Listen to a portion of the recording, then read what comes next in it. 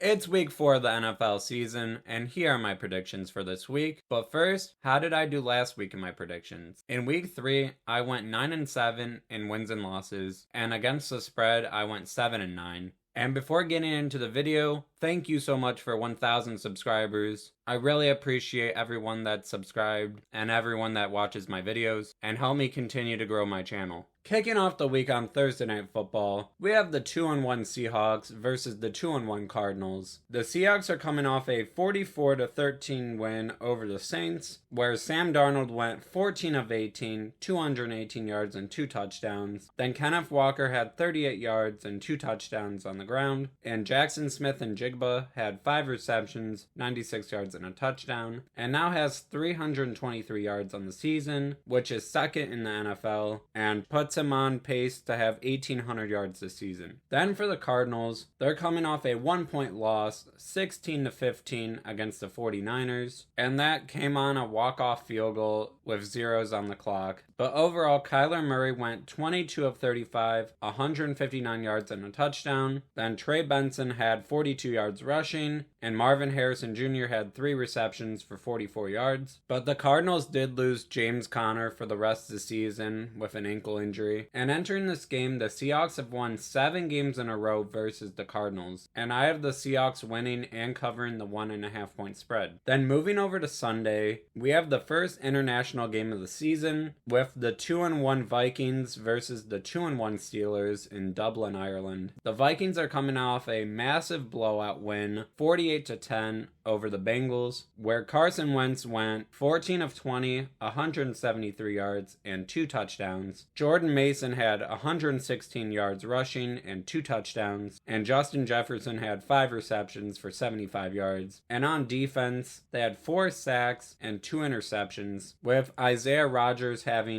an 87-yard pick 6 and a 66-yard fumble recovery taken for a touchdown. Then the Steelers are coming off a 21-14 win over the Patriots, and Aaron Rodgers went 16 of 23, 139 yards, 2 touchdowns and 1 interception. Jaylen Warren led them with 47 yards rushing, and their leading receiver was Calvin Austin III with just 3 receptions, 34 yards and a touchdown. But their defense played very well, having 5 sacks, including TJ Watt's first 2 sacks of the season and an interception. But they still gave up 369 yards and 26 first downs. JJ McCarthy's probably going to miss this week as well, so Carson Wentz should be the starter for the Vikings. And I could see this game going either way. I think it's going to be pretty close.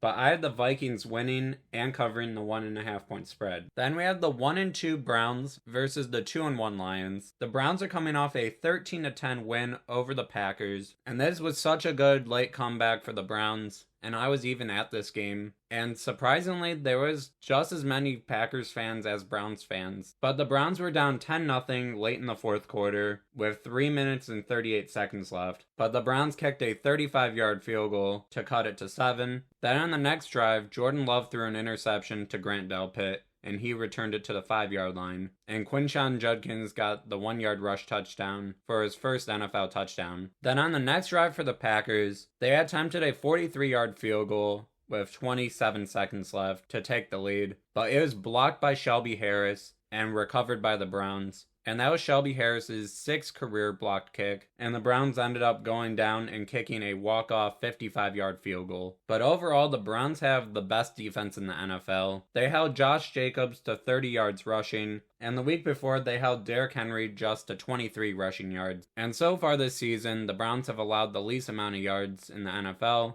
including a NFL best 59 rushing yards per game allowed. But they do have another big challenge this week facing Jahmyr Gibbs and David Montgomery. But the Browns are also 3rd in the NFL in sacks with 11. But they need help on their offense. Joe Flacco in this game went 21 of 36, 142 yards, and an interception. But Quinshon Judkins had a big game with 94 yards rushing and a touchdown. And he now leads all rookies with 155 rushing yards. And that's in 1 less game. And he already has 10 more rushing yards than Ashton Genty in 19 less carries. So he looks like he's going to be a superstar running back. Then the Lions are coming off a 38-30 win over the Ravens on Monday Night Football. And in that game, Jared Goff was 20 of 28, 202 yards, and a touchdown. Then David Montgomery had 12 carries for 151 yards and 2 touchdowns. And Jahmyr Gibbs had 67 yards and 2 touchdowns. Then Amon-Ra St. Brown had 7 receptions, 77 yards, and a touchdown. And on defense, they had 7 sacks. This should be a very good game this week, but the Browns are going to be without their left tackle, DeJuan Jones, for the rest of the season, since he needs knee surgery. But with how good this Browns defense is, I have them pulling off the upset and winning. Then we have the 3-0 Chargers versus the 0-3 Giants. The Chargers are coming off a 23-20 win over the Broncos. Justin Herbert in that game went 28 of 47, 300 yards, a touchdown, and an interception, but was sacked 5 times. Then Omarion Hampton had 70 yards rushing and a touchdown, and Quentin Johnston had 6 receptions for 89 yards. And he's off to a great start to this season with 14 receptions for 239 yards and is on pace for over 1,300. But Najee Harris did rupture his Achilles and will be out for the rest of the season. Then for the Giants, they're coming off a loss 22-9 against the Chiefs, and in that loss, Russell Wilson went 18 of 32, 160 yards and 2 interceptions, and Cam Skattebo had a very big game with 60 yards rushing and a touchdown, and 6 receptions for 61 yards. But their starting running back Tyrone Tracy dislocated his shoulder and will miss multiple weeks, so Skattebo is now going to be the starting back. But the Giants head coach Brian Daboll did not rule out the possibility of Jackson Dart getting his first career start this week. But either way, I still have the Chargers winning, and I have them covering the 6.5 point spread. Then we have the 0-3 Titans versus the 0-3 Texans. The Titans are coming off a 41-20 loss against the Colts, where Cam Ward went 23 of 38, 219 yards, a touchdown, and an interception, and was sacked 4 times. Then Tony Pollard had 45 yards rushing and a touchdown, and Chig Okonkwo had 5 receptions for 66 yards. Then for the Texans, they're coming off a 17-10 loss against the Jaguars, and CJ Stroud went 25 of 38, 204 yards, a touchdown, and 2 interceptions. Nick Chubb had 9 carries for 38 yards, and Nico Collins had 8 receptions, 104 yards, and a touchdown. The Titans just flat out have one of the worst defenses in the entire NFL. I have the Texans snapping their 3-game losing streak and getting their first win this season, and I have them covering the 6.5 point spread. Then we have the 2-1 Commanders versus the 1-2 Falcons. The Commanders are coming off a 41-24 win over the Raiders, and in this game, Jaden Daniels was out with a knee injury, and Marcus Mariota played pretty well, going 15 of 21, 207 yards and a touchdown, and ran for 40 yards and a touchdown. Then Jeremy McNichols led them with 78 yards rushing and a touchdown, and Terry McLaurin had 3 receptions for 74 yards. Then on defense, they had 5 sacks, but still gave up over 350 yards. Then for the Falcons, they got shut out 30-0 against the Panthers, and in that game, Michael Penix went 18 of 36, 172 yards and 2 interceptions, and in the fourth quarter, they took out Penix and put Kirk Cousins in, and he went 5 of 7 for 29 yards. Bijan still had 72 yards rushing, and Drake London had 5 receptions for 55 yards, but that was just an awful performance from the Falcons. Right now, Jaden Daniels is day-to-day, and even if he misses this week, Marcus Mariota played well last week, and I have the Commanders winning and covering the 2.5 point spread. Then we have the 0-3 Saints versus the 3-0 Bills. In the Saints' loss against the Seahawks, Spencer Rattler went 28 of 39, a touchdown and an interception. Then Tyler Shuck got his first action with the Saints and went 0 of 2 passing. Then Alvin Kamara had 42 yards rushing, and Chris Olave had 10 receptions for 57 yards. Then for the Bills, they're coming off a 31-21 win over the Dolphins on Thursday Night Football. Josh Allen was 22 of 28, 213 yards and 3 touchdowns. Then James Cook had 108 yards rushing and a touchdown, and Dalton Kincaid had 5 receptions, 66 yards and a touchdown. And this should be a blowout. I have the Bills winning and covering the 15.5 point spread. Then we have the 3-0 Eagles versus the 3-0 Buccaneers. The Eagles are coming off a very close 33-26 win over the Rams, and the Rams were leading 26-21 late in the fourth quarter. Then with a minute 48 left, Jalen Hurts connected with Devontae Smith for a 4-yard touchdown, but failed on the 2-point conversion to take a 1-point lead 27-26. And as time expired, the Rams attempted a walk-off field goal, but the kick was blocked and returned for a 61-yard touchdown by Jordan Davis. Then Jalen Hurts was 21 of 32, 226 yards and 3 touchdowns. The Eagles were held to 86 yards rushing and just 3.2 yards per carry. But finally, A.J. Brown had a big game with 6 receptions, 109 yards and a touchdown. Then for the Buccaneers, they got their third straight walk-off win, 29-27 over the Jets. Where in the fourth quarter, when Tampa Bay was up 26-20, the Jets blocked a kick and Will McDonald IV returned it for a 50-yard touchdown to take a 1-point lead 27-26. But as time expired, Chase McLaughlin had a 36-yard field goal to win the game for the Buccaneers. But on that blocked kick for the Jets, that was the third blocked kick of the day across the NFL. But overall, Baker Mayfield went 19 of 29, 233 yards and a touchdown. Bucky Irving had 66 yards rushing, and Emeka Ibuka continues to have a great rookie season with 6 receptions for 85 yards. This should be one of the best games of the week, and I think it's going to be very close. But lately this season, Baker Mayfield's been very clutch, and I have the Buccaneers upsetting the Eagles and winning. Then we have the 1-2 Panthers versus the 1-2 Patriots. In the Panthers win over the Falcons, Bryce Young went 16 of 24 with 121 yards. Chuba Hubbard had 73 yards rushing, and Tedero McMillan had 3 receptions for 48 yards. Then for the Patriots, in their loss over the Steelers, Drake May went 28 of 37, 268 yards, 2 touchdowns and an interception, but he was sacked 5 times. And overall, the Patriots fumbled the ball 4 times, and all 4 were turnovers. But their tight end Hunter Henry had a great day with 8 receptions, 90 yards and 2 touchdowns. I think the Patriots are overall a better team, and I have them winning, but the way the Panthers offense has been playing these last few weeks, I have them covering the 5.5 point spread. Then we have the 2-1 Jaguars versus the 3-0 49ers. In the Jaguars win over the Texans, Trevor Lawrence went 20 of 40, 222 yards and an interception. And despite already having 2 wins, Trevor Lawrence is off to a bad start this season, completing only 55% of his passes and already has 4 interceptions. But they've been still able to win. Travis Etienne Jr. had 56 yards rushing and a touchdown, and Brenton Strange had 6 receptions for 61 yards. Then on defense, they had 2 sacks and 2 interceptions, and they currently lead the NFL in turnovers on defense with already 9. They have 7 interceptions and 2 fumble recoveries. Then for the 49ers, in their win over the Cardinals, Mac Jones went 27 of 41, 284 yards, a touchdown and an interception. Then Christian McCaffrey had 52 yards rushing and 10 receptions for 88 yards. And Ricky Pearsall led them in receiving yards with 8 receptions and 117 yards. But the 49ers took a massive hit on their defense of losing Nick Bosa for the rest of the season with a torn ACL. And this 49ers team is just so injured. Brock Purdy's still injured. Nick Bosa's now out for the season. George Kittle's injured. Brandon Ayuk's still recovering from his knee surgery from last season. And they've had much more injuries across their roster. And now this week, Mac Jones is currently questionable with a knee injury himself, but it seems like he's fine enough to where he'll be able to play Sunday. So with that, I have the 49ers winning and covering the 3.5 point spread. Then we have the 3-0 Colts versus the 2-1 Rams. In the Colts win over the Titans, Daniel Jones went 18 of 25, 228 yards and a touchdown, and their offensive line has been great so far, only allowing 2 sacks through the first 3 games. Then Jonathan Taylor had another massive game with 102 rushing yards and 3 rushing touchdowns. Then Michael Pittman Jr. led them with 6 receptions, 73 yards and a touchdown. And on defense, they had 4 sacks and an interception, which was a 32-yard pick six by Kenny Moore II. But later in that game, he did suffer a calf injury and is expected to miss a few weeks. Then for the Rams, in their loss against the Eagles, Matt Stafford went 19 of 33, 196 yards, 2 touchdowns, and an interception. Kyren Williams had 94 yards rushing, and Puka Nacua had a great game with 11 receptions and 112 yards. And he now leads the NFL in both receptions and receiving yards with 29 receptions for 333 yards. The Colts have been playing great on all three sides of the ball, with Spencer Schrader being 11 of 12 on field goals, and Daniel Jones is third in the NFL in passing yards. Then Jonathan Taylor leads the NFL in rushing yards, and the Colts lead the NFL in turnover differential at +5. But the Rams are still a very good team. This is going to be a very close one, but I have the Colts winning. Then the 1-2 Ravens versus the 1-2 Chiefs. In the Ravens' loss against the Lions, Lamar Jackson went 21 of 27, 288 yards, and 3 touchdowns. And he now has 9 passing touchdowns, which is the most in the NFL, and is still on pace for 51 passing touchdowns this season. Then Derrick Henry had 50 yards rushing and a touchdown, and Mark Andrews had 6 receptions, 91 yards, and 2 touchdowns. Then for the Chiefs, in their win over the Giants, Patrick Mahomes went 22 of 37, 224 yards and a touchdown. Isaiah Pacheco had 45 yards rushing, and Tyquan Thornton had 5 receptions, 71 yards and a touchdown.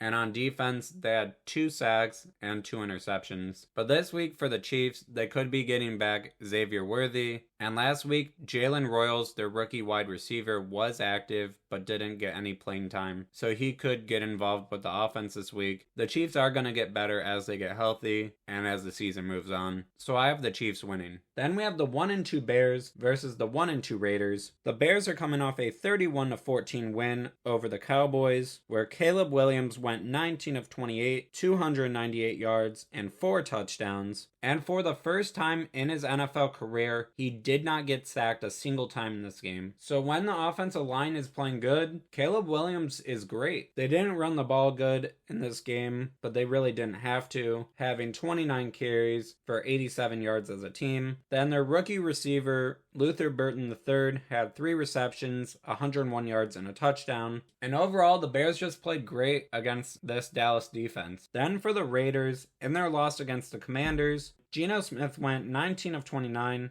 289 yards, and 3 touchdowns, and was sacked 5 times. Ashton Genty had 63 yards rushing, and Trey Tucker had 8 receptions, 145 yards, and 3 touchdowns. I think it was really big for the Bears to get their first win of the season, and to give Caleb Williams a big confidence boost. And I have the Bears winning and covering the 1.5 point spread. Then on Sunday Night Football, we have the 2-1 Packers versus the 1-2 Cowboys. In the Packers' loss against the Browns, Jordan Love went 18 of 25, 183 yards, a touchdown, and an interception, and he was sacked 5 times. Then Josh Jacobs was held to 30 yards rushing and 1.9 yards a carry, and overall they couldn't rush the ball, having 31 carries, 81 yards, and just 2.6 yards a carry as a team. But Matthew Golden led them with 4 receptions for 52 yards, and Rashawn Gary led them with 2 sacks, and he now leads the NFL with 4.5. Then for the Cowboys, in their loss against the Bears, Dak Prescott went 31 of 40, 251 yards, a touchdown and 2 interceptions. Then Joe Milton went 3 of 5, 41 yards, and an interception. But Javonte Williams had 76 yards rushing, and Jake Ferguson had 13 receptions for 82 yards. But CeeDee Lamb left this game early with a high ankle sprain and is now expected to miss 3 to 4 weeks. But this Cowboys defense is just horrible. They gave up 385 yards and 31 points to the Bears. And also, this is Micah Parsons' first game back in Dallas after being traded, so he's going to be extra motivated, and it's a primetime game. I have the Packers winning, and I have them covering the 6.5 point spread. Then moving over to Monday Night Football, there's 2 games this week. The first being the 0-3 Jets versus the 0-3 Dolphins. In the Jets' loss against the Buccaneers, Tyrod Taylor went 26 of 36, 197 yards, 2 touchdowns, and an interception. And he also led the team with 48 yards rushing. Then Garrett Wilson had 10 receptions, 84 yards, and a touchdown. Then for the Dolphins, in their loss against the Bills, they kept it much closer than a lot of people thought. But Tua went 22 of 34, 2 touchdowns, and an interception. Devin Achane had 62 yards rushing, and Tyreek Hill had 5 receptions, 49 yards, and a touchdown. Both of these teams have been horrible this season, but I think the Dolphins have a better team and a much better offense, and Justin Fields is still questionable with a concussion, so I have the Dolphins winning and covering the 2.5 point spread. Then for the final game of the week, we have the 2-1 Bengals versus the 1-2 Broncos. In the Bengals blowout loss versus the Vikings, Jake Browning went 19 of 27, 140 yards, a touchdown, and 2 interceptions, and he now leads the NFL with 5 interceptions. And they couldn't run the ball in this game, having 21 carries for 53 yards as a team. Then Jamar Chase had 5 receptions for 50 yards. And overall, the Bengals defense just played horrible, giving up 352 yards, 22 first downs, and 48 points. Then in the Broncos loss against the Chargers, Bo Nix went 14 of 25, 153 yards, and a touchdown. J.K. Dobbins had 83 yards and a touchdown rushing, and Cortland Sutton had 6 receptions, 118 yards, and a touchdown. Then on defense, they had 5 sacks and an interception. Just with the Bengals not having Joe Burrow, and with how bad their defense looked last week, I have the Broncos winning, but I still think the Bengals are going to keep it closer and covering the 7.5 point spread. Thank you so much for watching. If you enjoyed this video, please leave a like and subscribe.